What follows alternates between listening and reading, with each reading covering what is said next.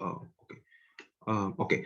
Okay. I'm gonna begin my speech in three, two, one. Several responses to OG before I go on to my arguments. Number one, they talk to us about how you are actually going to get more progressive views and why all people right now are really religious, etc. In them, right? I do not think that this second argument coming from OG is relevant at all in this debate because notice that this is an argument towards the entire political ideology of the right in of itself, not to all people, right? Right, ladies and gentlemen. If they really want to actually root out the right wing, for example, especially right now, considering that there are also people that are of the younger generation, there's indoctrinated into like Islamist and religious views, for example, most likely this particular narrative is still going to be existing anyway, even though you take away the vote of the old people, ladies and gentlemen. Number three, they talk to us about how old people are really apathetic, ladies and gentlemen. Not this, right? This is also applied to younger people, ladies and gentlemen, about how they only follow trends in certain political parties, for example, ladies and gentlemen. And notice that we are also later going to tell you why old people most likely is not political apathetic, etc. Right? The third thing is that they talk to us about principle, right? About how the old people actually only care about short-term benefit, etc. Right? I think that in the principle of democracy, it is absolutely fine anyway, ladies and gentlemen, because I think that the interest of people in a democracy is arbitrary to whether or not they can actually vote or not. I think that they should be considered at the end of the day, ladies and gentlemen. So firstly, I'm going to talk two things in my speech, right? Firstly, I'm going to talk about the principle as to why these old people, older generation, the middle age, and also the upper older class, for example, still deserve to vote. Secondly, I'm also going to tell you about the practical impact and why this is actually going to be bad for the political spectrum and democracy overall, ladies and gentlemen. Firstly, I'm going to bring principle, right? This is also going to be directly clashing with OG. I'm going to bring two layers here. Number one, equality. Secondly, what they actually give to the nation and they deserve to be recognized by the state, ladies and gentlemen. Firstly, like, let's talk about what is the principle of democracy, right? I think that the principle of democracy is actually equality, right? I think that this is quite important because notice that whatever your interest is in democracy, ladies and gentlemen, and whatever your age group is, you should have equal stake in a particular democracy in and of itself. Because I do not think that you can actually quantify how big is your stake and how good or like how big is the benefit to you yourself and how big is a policy to you is subjective to every single individual in them, right? That is to say, the thing that they like has told you, but how you know short-term benefit is something that is really not important. We should go for long-term benefit, and that is really subjective. I think that if most people, even maybe the younger generation, will also want to go for more economic benefits because they feel like that is most important. That is, they feel like they need to get more jobs, for example, and they want to sacrifice some amount of environment benefits, right? That's completely fine in and because that is the interest of people. That is the interest of democracy overall. That is why people actually vote, and if they think that is important for them, then I think that it should be recognized at the end of the day, right? But the second thing that this is also important, right? If you want to base this principle on practicality and also whether or their contribution matters, ladies and gentlemen, like OG want to tell you, we think that also this can also apply to why we should not take away the right of voting for, not take away the right, take away the weight of like old people in the vote list in them, right? Because I think that there we can understate how much of a contribution to the state that old people actually give to the state in their younger days in them, right? Notice that old people actually develop the nation from the ground up in them, in like economic policies, in like when they become a politician, for example, or when they actually make other kind of economic benefits such as businesses, CEOs, well, corporate owners, etc. Leads in the right. Most of these people are actually building the nation from ground up, making economic opportunity, making innovation, for example, leads in the right. Meaning that they give the state two things. Number one, they give the state progress and development. Secondly, they give the state and also the people inside that economic policies, also economic benefits, leads in the right. What this means is that when you actually give these people less weight in the government, when they age leads in them, you're basically using them as tools and throwing them away in their old age leads in them, right? I think that this not fulfill the principle of what, because I think that this is quite unjustified, because I think that the state has an obligation to give back to the people, the old people, for what they actually give to the nation in the very first place, and why the nation actually prospers right now is because of this older generation, ladies and gentlemen, right? So I do not think it's justified for you to actually take away the weight of their vote in the very first place. Now let's look at the practical impact of this debate. This is the second argument coming from all, ladies and gentlemen. I'm going to divide this into two parts, right? I'm going to firstly talk about the middle-aged people, and secondly, I'm also going to talk about the later, like the 60s and 70s older generation, like, and why they are also vulnerable, right? Number one, let's talk about the middle-aged people. They are not apathetic, ladies and gentlemen, right? Notice the things like omnibus, for example, also affect this individual, right? Because it's economic policy. It's an economic policy. Yes, we not see the marketing like mahasiswa, for example, but most likely they also care because it also entrenched because they also have jobs in this country, right? And the policy that actually is put out by the Indonesian government also affects them. We can also see them in social media, etc. This and that, right? So most likely they also have a stake in the economic policy, like how they actually want to shape the economy, for example, right? So they still have a good say and how the nation actually performs. Yes, maybe they do not actually vote for environment policy, but it's arbitrary because notice that many old people also, want to actually like make a better future for their kids, for example, because they feel like they want to give back, for example. They are not as like apathetic and like as self-centered as OG want to tell you, right? Because that's arbitrary. Some people do, some people not. We cannot just, take away their vote just because some people favor short-term policies over long-term policies. Many people also support long-term policies because they feel like they want to actually, do something before actually they actually die, etc. Right? So that's arbitrary. We say that is not the matrix, right? They also have a stake in the economy, etc. But the second layer, this and is also this is the most vulnerable people in society, right? That is to say, the people that are old, for example, need things from government, such as retirement plans, such as pension, workplace, and the bills of regulation that regulates nursing homes and also welfare acts for the old people is in them, especially from those who are in the 60s and 70s, right? And also economic benefits for them is in them, right? Notice that most likely these two people, which is like the middle age and also the older generation, will most likely get left out under government side, right? Because notice what is going to happen is that politicians are most likely not going to pay attention to these people anymore, is in them. Most likely they're only going to give welfare to young people, for example, right? Notice that is actually going to be bad for two main reasons. Number one, the economic tendencies and also wants of the middle age are going to be get left out, meaning that they have less power in the economy overall, meaning that they have less economic opportunity overall, right? Whereas secondly, the older generation is most likely going to be left out to the detriment of their entire being, right? Because notice, if they do not get the pension plan or like the retirement plan or like the cash benefits from government and politicians, ladies and gentlemen, most likely they are not going to be able to support themselves because they have less physical power, they have less physical and economic power from the in the like in comparison to the younger days, for example, ladies and gentlemen. So most likely they're going to number one not get any. They have to rely on other family members, for example, which is quite bad because notice that not all family members are actually going to supporting them, for example. But secondly, I think that again this is a principle violation of the state that actually leaves out a certain group of individuals based on arbitrary reasons that is given by the government, such as tendencies, such as what they want for politics, etc. Right? So what I'm trying to say to you, all of the reasons coming from OG as to why we should leave these old people out is arbitrary. Young people can also have them, but the thing is, what's physically true is that these old individuals still have interest, they still have a stake in the economy, they still have a stake in democracy, and they still have a stake in the weight of their views. That's why we are very proud to propose. Thank you.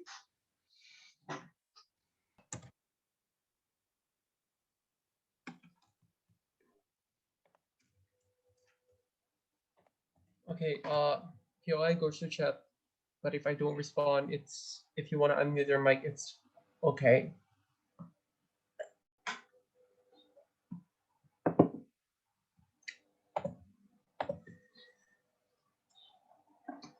I'm gonna start my speech in 3, 2, 1. Panels, democracy is not about allocation of resources.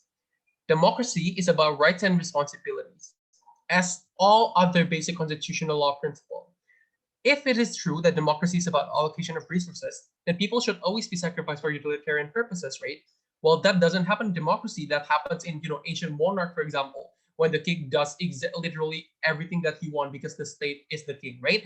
We think that democracy uh, was born because people actually want the same amount of rights while doing also the same amount of responsibilities. We have a powerful rhetoric here, right? Old people have the rights to vote because they have done something for the state in the past.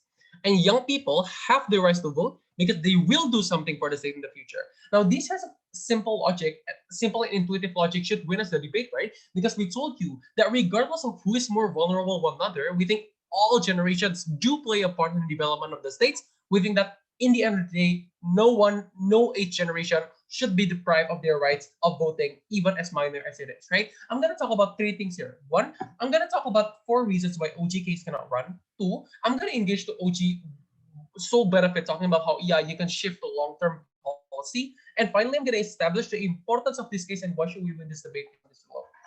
Let's talk about 4 reasons why OGK is false. First of all, I think all the case from opening government can only run on an absolute worst case scenario of the absolute apathy from younger generation in status quo. And thus their mechanism is rather misleading, right? Given that they're trying to say how young generation are already politically aware, young generation can vote, for example, young generation knows practically everything, right? We think that if that is the case, then it severely diminishes the importance of OGKs in general. Given that even without this kind of boost in voting power, young people can already find a representation in the parliament, right? And that alone is already enough to mitigate all the harms that OG try to talk about. We see a lot of politicians, for example, a lot of new progressive parties, for example, in status quo already catering to young people. We don't see any problem regarding that, right? Especially for the fact that most developing countries in the world most democratic countries in the world has a constructive shape pyramid, right, of more young generation and old generation. This is the most frequent characteristic in democratic country. The point of this response is to show you how inexclusive OGKs is, because if their benefit is you want to, give young people the proper representation, we already have that in status quo. We don't necessarily need to deprive other people's rights to vote because of that inexclusive benefit. Two, we think that each layer of society is equally as vulnerable and equally as thankful to get the representation that was promised by the democracy. I think Fred established this before that how old people are also as vulnerable. For example, they're scripting for COVID vaccines, right? Because old people are, have the highest tendency of being dying because of COVID, right? And they're being afraid of not being able to live long because government don't give them retirement funds. But okay, mind you that our burden as opening opposition is not to explain why one is more vulnerable than the other, but how they are all the citizens of the same country, and that alone is a justification enough to give everyone the same amount of voting power. And unless there is a strong justification for proposition, we cannot take dirt over opening oppositions. Three, the debate is not about open-minded versus traditional-minded people, because that will be a debate versus left or rightist, for example, right? We think that not every old person is conservative, and not all young people are progressive, right? We think that even to some extent, opening government also consists to this. That's to say that's not mutually exclusive, and that's a completely different debate of ideologies. If they want their arguments to stand, yeah, we want to fight for environment, for example, or we want to fight for LGBT and feminist movement, for example. That's not completely exclusive, because there are some women who are feminists from the past, right? They are literally the one who joined the march in the 1960s. But okay, probably that's not the point, right? But we are still going to engage in the worst case scenario of even when young generation has so politically who voices still bad. Finally, number four, right? OG overreach younger generation in the sense that they are somehow so excellent and so wise politically that that's to say they try to play in an absolute best case scenario of literally DPM told you how, oh yeah, young people can care about environment, young people can care about themselves, young people can also care about old people, right? We think that all of these are in a utopic society, right? But we think that we only know these issues because we're debaters, right? Average reasonable person, average reasonable people in our age group, for example, they're not as woke as us, right? Because a lot of people, are still stuck in conservative schools, for example. It's a conservative family. We don't think that to some extent any of that matters, especially when the only scope of voters in young generation are only debaters in opening government side of the world. We think that for these 4 reasons completely topple down OG case of relevance. Second of all, let's engage the OG benefit of how you can shift to a long-term benefit, right? 3 responses. First, I think to some extent, not every young people want what's good for the environment only. That's to say they care about Paris Agreement or whatever. They search for the internet for that every single day, right?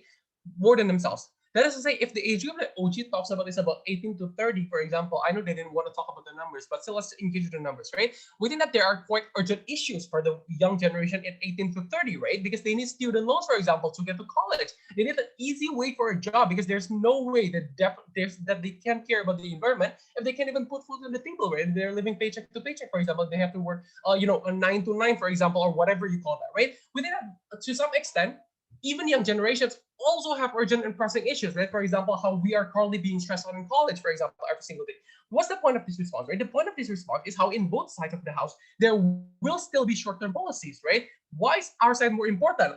Of course, opening government do consist to that, right? That young generation have longer way to live, right? But in our side of the house, old generation, them who has done so much service to the country, they only have a certain more period of time, right? We think that it's much more important for us to care about the pressing issues for urgent matters for people who will not be around any much longer, with no disrespect. But second reason why this argument falls.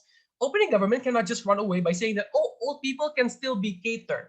This is really dismissive, given that Fred has already told you how old people will be left out completely of the political spectrum because no politicians actually look at them as a promising political capital, right? Because old people, because these politicians know that even if they do, invest a whole lot of campaign time towards these older people, they will not get voted anyway because they have weak voting power. We think that these kinds of considerations are why the impact goes far beyond just the election in and of itself, right? The impact goes even to the campaign period, for example, of the the inclusive in how old people are in the political spectrum in status quo, right? We think that in our side of the house, okay, so there was this argument from opening government talking about how, oh yeah, even in opening opposition, then this price will be catered. Well, of course, this price will be catered, right? Because there will be equal amount of politicians catering to equal amount of voters on the ground. And that's the ideal from a democracy. We think that this will never happen in opening government when one has the more voting power than the others. It's the 20s, it's the 7th century all over again. But final response, on the framing of short-term versus long-term benefit, we really didn't want to engage, but we need to picture out our worst-case scenario, right? We didn't even long-term benefits in your side of the house changes every 4 or 5 years, right? The change in the Senate, for example, will also cause changes to the long-term, right? About how U.S. Senate, Democratic and Republican, for example, they have different ways to approach climate change, for example, right? We think that these kinds of changes and volatile moments are what causes OG case to be inexclusive and in the end of the day, unconclusive, right? Given that, even in their best case scenario of long-term benefit is not even certain anywhere, we wish we could, we really hope that we could advance.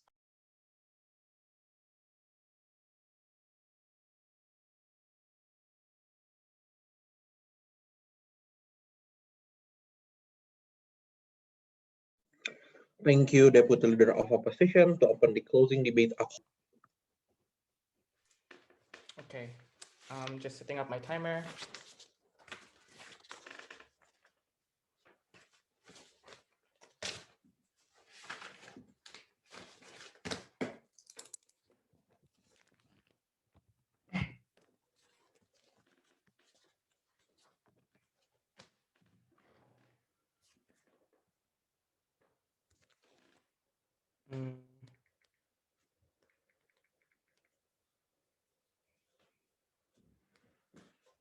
All right. POI through chat, preferred gender pronouns as he, him. But to be honest, you can call me whatever you want. Okay. I'm gonna start my speech in 3, 2, 1. Democracy is an ideology that is heavily reliant on the idea of accessibility. That is to say, it looks like two folds, right? One, accessibility of information. That is to say that everyone is able to access information in the way, that is equal and so on and so forth. This looks like free press, people able to be engaged and so on and so forth, right? But two, the idea of accessibility of governance, that is that people need to have equal power in changing policies and shifting policies of the country, for example. We as CO is going to give you to engage to all of government's bench about whether old people will make better policies or not, even though we don't think this is a silly point, but we're going to engage again and bite that bullet. But two, we're going to extend on OO's principle as to why in terms of democracy, this is something that is inherently unjustified, right? Let's go to a principle first, right? Let's extend OO's point. So we get like OO talks about giving back and retribution and so on and so forth, right? But we're going to extend more to that and make principle not based on impact, but based on the parameter as to when someone is allowed to be taken out of their voting rights or not, right? We think voting is a right and taking away that right needs to have something extreme, right? Two analysis. One, it looks like people get their rights stripped when they are found to be conspiring with other countries, for example, having foreign influence. This looks like they're switching nationalities, for example, to other countries or so on and so forth. They're found to, for example, be a part of a spy and so on and so forth, foreign power at the end of the day, right? But what's not is that, what are conditions on which their rights are not stripped? It looks like when they're doing a crime. Even criminals in a current country still has voting rights, right? This means that the impact that OG talks about, on which the impact harms other people, therefore your right needs to be stripped, is a false principle because it doesn't happen in status quo. But two, you swaying people to vote for certain politician is also not a crime, CG, because if this is a thing, this means that all media personalities, political influencers would all be stripped away from their votes, right? This is silly, exactly because it's not something that is inherently justified, because it's something that happens in political discourse that is specific to democracy, right? So this motion doesn't need to exist exactly because old people's intention to actually, shift other people to vote for the politician that they really, really like and believe is good is based upon the idea that this is what they think is best for the country, this is what they think is best for themselves, for example, and they want to sway other people, not force them, just sway to say that, hey, I think this is good, and so on and so forth. That kind of discussion is a good discussion because there are exchanges of ideas that are free, right? It means you are able to it means that the other people doesn't necessarily change because they're forced, but because they understand the benefits. There is free will, especially when voting comes to adults, right? Who are able to be rational to decide what is good and not for themselves in the eye of the law, as seen as someone that is able to make their own decision based on their own ideas, right? So that means that the idea of brainwashing that CG seems to come about doesn't necessarily is something that is good, because in democracy, adults who are able to vote means they're voting on their own conscience with good values, right? But two, we need to talk about agency, right? We think it's immoral when a certain policy, especially in democracy, strips away someone's vote based on a gross generalization on something that they cannot change. This means this looks like if you switch nationalities, for example, it is an active decision on your part to do that, right? It's not because you are, brainwashed or whatever. But you cannot change aging. You cannot change the idea on which you want to, for example, grow old or so on and so forth. This means that you are exactly stripped away of a right that you have in the Constitution, for example, for something that you cannot change. We know that is already bad because the agency of someone to, and because they didn't necessarily do anything wrong, for example, it is just something that is forced by government, right? We think government does not have that right, exactly because the right of government to decide policies is based upon what the people want, for example, on the ground. And like the position is just like not proper at the end of the day. We don't think there's a right for government to do so, right? But so based on the principality, we think that government's principle doesn't necessarily stand because they never give you a parameter as to why someone's vote is able to be taken away or not. But let's talk about practical, right? Let's engage to all government's base case scenario.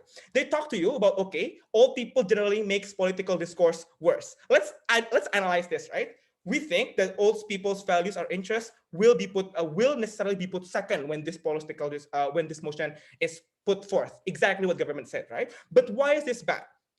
Two reasons. One, we think that democracy exists on the idea of there is discourse of education, right? That is to say that one party, for example, would more likely to educate other parties, for example, as to why they're inherently bad, as to why they're inherently good, or so on and so forth. The problem is that the process of education would most likely be hampered exactly when old people are not given the equal right to vote. Why? Two reasons. One, really exactly because they are seen as second-class citizens in the way that when they actually join the discourse and say that, hey, I think we don't need to go all the way left, we need to be moderate because it is something that I think is right, for example, their opinion is gonna be put second, for example. They're gonna be seen as, oh, I don't need to listen to you because I'm young, for example, and I'm able to necessarily just say that my vote means better, for example. This means that media will more likely to glorify young people's voice more than old people, right? Because they're seen as better, they're seen as their votes matter, for example, politicians are more likely to engage. But two, it also means that politicians are also unlikely to engage to them, right? That is still not likely to, for example, educate them about why their policies are good, and so on and so forth, exactly what OO said, or when they talk to you about, okay, it's gonna be necessarily, bad, but it's gonna be necessarily be fruitless, right? But why is this bad? We think old people have something that young people do not have, right?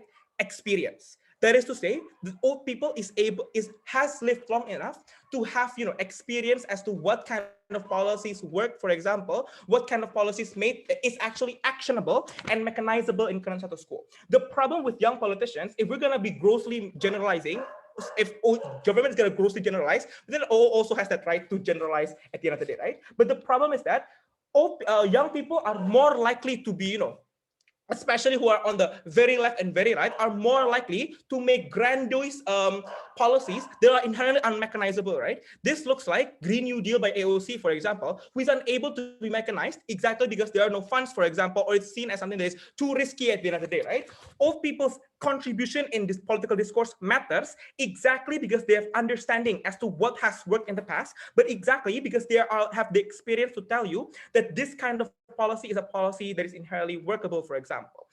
It's better because it means that the political discourse, when there is no old people, will more likely be a grandiose discussion that doesn't necessarily come play to play, right? But more importantly, because young people are generally more extremist than old people, unable to meet in the center because the moderate centrist bubble that all voters have are unilaterally gone because they're not part of discussion. Very proud to oppose.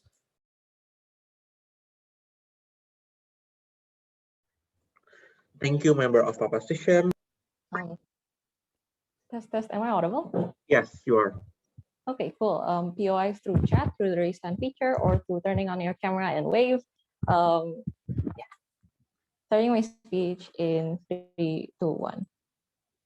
I feel the need to remind the panels that this debate is like a proposal, a new policy debate. Therefore, what should be used in this debate is giving parameters as to when it's justified to take away someone's right to vote, right? Notice about how the entirety of the government bench uses like unique principles, but never grounds it back to democracy and why it's the most important, right? This is exactly why our contribution matters regarding how we're able to give you parameters when someone is not allowed to vote, for example, if they're under foreign influence and is unable to vote for the sake of the country. But other than that, any kind of political discourse is good, right? Any kind of other like fair political discourse, when you try to convince people and are able to convince them to vote for your political party, that's something that's good. That's something that's championed, right? I think this is also what's regrettable from like Gofweb's speech about how they never try to engage with this as well as a last attempt, right? So that's one of our main contributions. Second, we're also able to give you the importance of older people inside the current political landscape regarding how younger people have these grandiose ideas, grand new deal that might not feel grounded, right? That might not feel realistic, and therefore it's important for them to feel grounded, right?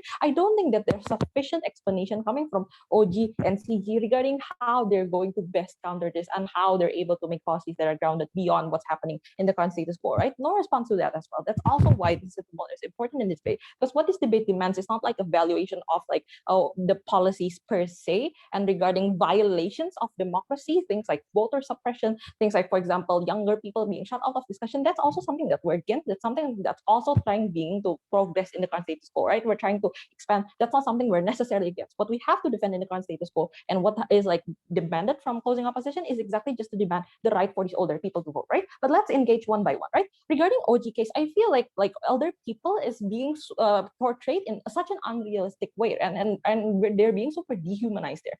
Because in their case, it seems as if old people don't have interest, old people do not have rationale, old people simply do not want to change their stances at all. You know best that I don't think this is very believable in the parents, right? I believe in my Ayang who worked like as a single mother back then and wants to vote for better rights and better wages for female workers because she experienced it herself.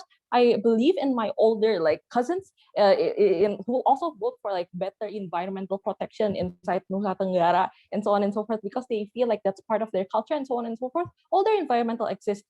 Although older liberal voters exist, older people with progressive people as their families and their primary influence also exist, right? Therefore, we don't understand the weight of just how bad the voting there is, as OG portrayed it to you, right? But then they're trying to champion the thing about long-term benefits without one, they never explain to you what kind of long-term benefits and what kind of long-term policies that they want to explain. Never try to name drop anything, never try to give matter. I think that's exactly because they know this is something that's not realistic. But the reason why long-term votes are long-term policies are not something that you can champion within this debate is because we're talking about democracies, right? We're talking about democracies that pursue very frequent and very regular elections, right? Even policies that relies on your ability to be voted again in the following year. But exactly because they told you that young people have the age, like the likelihood to be open to more new values and change their opinions at any time, that means that their voter base is very volatile. It's not something that's sustainable. It's not something that's stable, right? Exactly. Then we think that it's just going to reach to a more radical government that is not even swayed like every 5 years, every 4 years. We think that that's like bigger conflict, right?